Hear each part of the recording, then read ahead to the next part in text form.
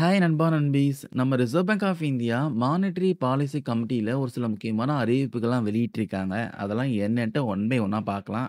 கண்டிப்பா நாட்டு மக்களுக்கு யூஸ்ஃபுல்லா இருக்கும். மிஸ் பண்ணாம, ஸ்கிப் பண்ணாம வீடியோ ஃபுல்லா பாருங்க. விவசாயிகளுக்கெல்லாம் வந்து ஒரு மகிழ்ச்சியான செய்தி சொல்லியிருக்காங்க. என்ன மேட்டர்ன்னு கேட்டீங்கன்னா, பிணையமே இல்லாம விவசாய கடனுக்கான லிமிட்ட வந்து இப்ப இன்கிரீஸ் பண்ணியிருக்காங்க. அதாவது வரம்ப இன்கிரீஸ் பண்ணியிருக்காங்க. 1,60,60,000 இருந்து 2,00,000 உயர்த்தியிருக்காங்க. இதனால என்ன ஆகும்னு கேட்டீங்கன்னா, சிறு குறு விவசாயிகளுக்கு கடன் கிடைப்பதை வந்து இது அதிகரிக்கும் சொல்றாங்க.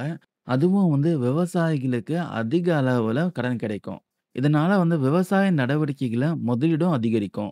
விவசாய உற்பத்தி அதிகரிக்கும். இந்த முயற்சியினால விவசாய உற்பத்தி, உணவு பாதுகாப்பு, கிராமப்புற வாழ்வாதாரத்தில நேர்மையான தாக்கத்தை ஏற்படுத்தும்ன்ட்டு ரிசர்வ் பேங்க் ஆஃப் இந்தியா சொல்லியிருக்காங்க. அடுத்த விஷயம் இந்த ரெப்போ ரேட் ஒரு விஷயம் இருக்கு. அதுல மாற்றமே இல்ல சொல்லிட்டாங்க. ரெப்போ ரேட்னா என்னன்னா, பேங்க்கு கடன் தேவைப்பட்டா ரிசர்வ் பேங்க் ஆஃப் இந்தியா கிட்டருந்து கடன் வாங்குவாங்க. அதுக்கு ஒரு இன்ட்ரெஸ்ட் ரேட் போடுவாங்க. அதுதான் ரெப்போ ரேட்டு.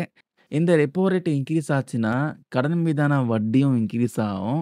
அதே சமயம் ஃபிக்ஸ்ட் டெபாசிட்டுக்கான வட்டியும் இன்கிரீஸ் ஆகும். இப்போ இந்த ரெப்போ ரேட்ல எந்த ஒரு மாற்றமும் இல்ல சொல்லிட்டாங்க. பிப்ரவரி 2023ல இருந்து இப்போ வரைக்கும் 6.5% இருக்கு.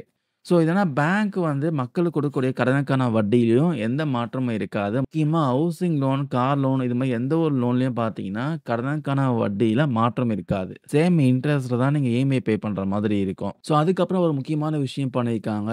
கேஷ் ரிசர்வ் ரேஷியோ இத வந்து கம்மி பண்ணியிருக்காங்க. கேஷ் ரிசர்வ் ரேஷியோ வந்து 50 அடிப்படை புள்ளிகள் குறைத்து 4% குறைத்திருக்காங்க இப்போ.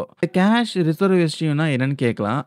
பேங்க் பார்த்தீங்கன்னா, அவங்க கையிருப்புல இருக்க தொகை வந்து ஒரு பகுதி பார்த்தீங்கன்னா, ரிசர்வ் பேங்க் ஆஃப் இந்தியா கிட்ட டெபாசிட் செய்யணும். இப்போ அதுக்கான ரேஷியோ குறைச்சதுனால, பேங்க் பார்த்தீங்கன்னா, இனிமேல் வந்து ரிசர்வ் பேங்க் ஆஃப் இந்தியா கிட்ட கம்மியான அமௌண்ட் டெபாசிட் பண்ணா போதும். இதனால பேங்க்ல பார்த்தீங்கன்னா, நிதி புழக்கம் வந்து அதிகரிக்கும்.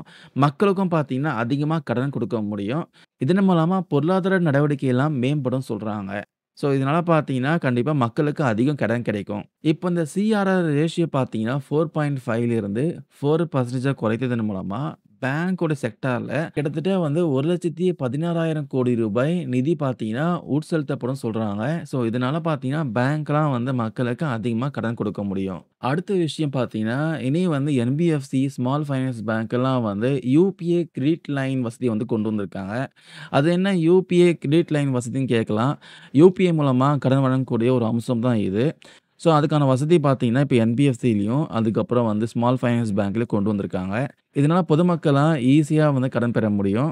அவங்களோட யுபிஐ டிரான்சாக்ஷன் பேஸ் பண்ணி. அது மட்டும் இல்லாம இந்த ஸ்மால் ஃபைனான்ஸ் பேங்க்லாம் அந்த ரெப்போ ரேட்லாம் எதுவும் மாற்றாம, அவங்க வாடிக்கையாளருக்கு கிரெடிட் லைன்களே வழங்க ரிசர்வ் பேங்க் ஆஃப் இந்தியா அனுமதி குடுத்துருக்காங்க. அடுத்த விஷயம் ரொம்பவே முக்கியமான விஷயங்க. இந்த சிபில் ஸ்கோர்ங்க. இந்த சிபில் ஸ்கோர் பேஸ் பண்ணி தான் பார்த்தீங்கன்னா, பேங்க்லாம் அப்புறம் ஃபைனான்ஸ் செக்டார்லாம் மக்களுக்கு கடன் குடுப்பாங்க. இந்த சிபில் ஸ்கோர்ல ஒரு முக்கியமான மாற்றம் கொண்டு வந்திருக்காங்க. என்ன மேட்டர்ன்னு பார்க்கலாம்.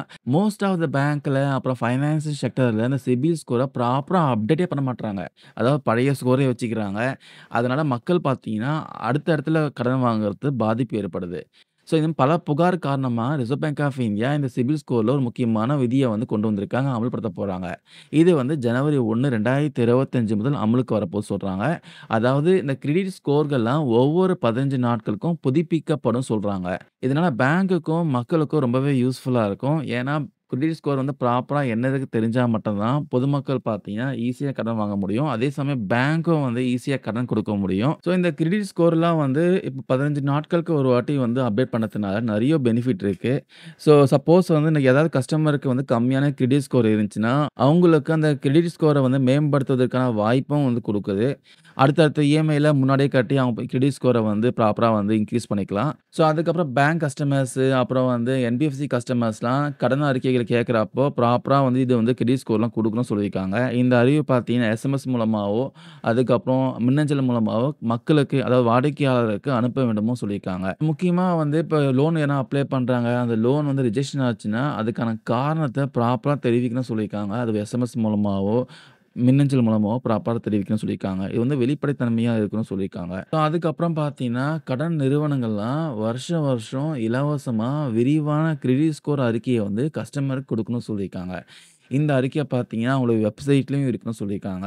அதுக்கப்புறம் ஏதாவது கஸ்டமர் ப்ராப்பரா இஎம்ஐ பே பண்ணலனா, முன்கூட்டியே இது விஷயமா தெரிவிக்கணும்னு சொல்லியிருக்காங்க. கிரெடிட் ஸ்கோர் பிரச்சனைகள் தீர்க்க நோடல் அதிகாரிகள் நியமிக்கணும்னு சொல்லியிருக்காங்க. கடன் வழங்கும் நிறுவனங்கள்லாம் வாடிக்கையாளர்கள் புகார்கள்லாம் 30 நாட்களுக்குள்ள தீர்க்க வேண்டும்னு சொல்லியிருக்காங்க. இல்லன்னா ஒரு நாளைக்கு பார்த்தீங்கன்னா, ரூ. 100 அபராதம் விதிக்கப்படும்ன்ட்டு ரிசர்வ் பேங்க் ஆஃப் இந்தியா சொல்லியிருக்காங்க. இந்த பதிவு மூலமா நான் ஷேர் பண்ண அப்டேட்ஸ்லாம் யூஸ்ஃபுல்லா இருக்கும்னு நெனைக்கிறேன். தேங்க் யூ நண்பா, நண்பீஸ்.